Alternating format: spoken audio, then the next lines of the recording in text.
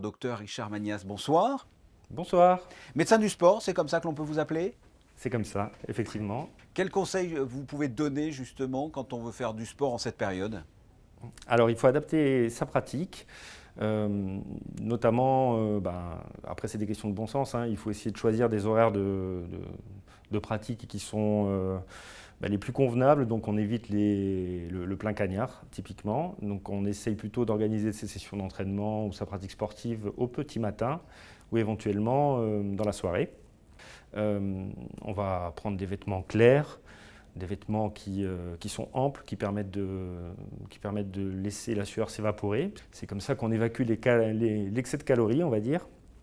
Donc voilà, et puis surtout bien s'hydrater avant sa session, pendant et après. Quels sont les risques?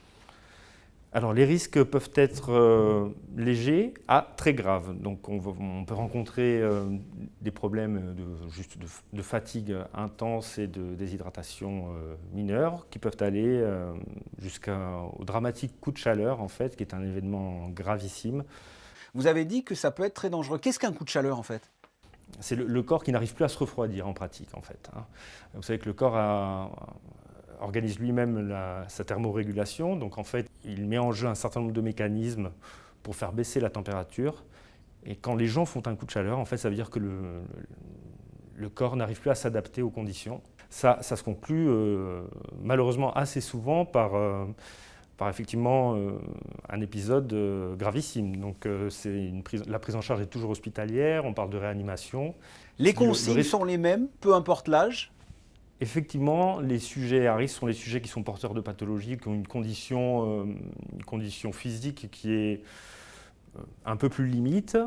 Et il faut essayer de faire en sorte de ne pas laisser apparaître, de ne pas laisser arriver la sensation de soif. Donc il faut s'hydrater continuellement. Si on En a soif, c'est que abondance, hein. c'est entre guillemets trop tard et c'est qu'on n'a pas bu comme il fallait avant. Exactement. Si vous ressentez la sensation de soif, c'est que vous n'êtes pas suffisamment hydraté. La durée de la pratique sportive peut être la même qu'en hiver, ou il faut quand même faire attention et en faire peut-être un petit peu moins longtemps? Oh, il faut en faire un petit peu moins longtemps et surtout il faut adapter ses conditions de pratique. Si on a la possibilité d'avoir accès à une salle climatisée, on peut pratiquer davantage ou dans des zones ombragées par exemple. Ça permet éventuellement de pouvoir pratiquer un petit peu mieux, quoi.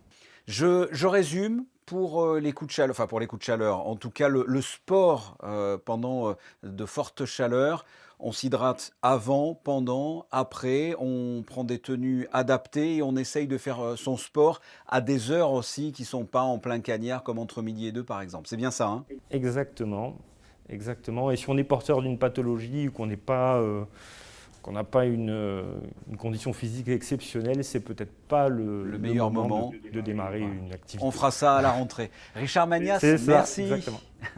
Je vous en prie, merci beaucoup.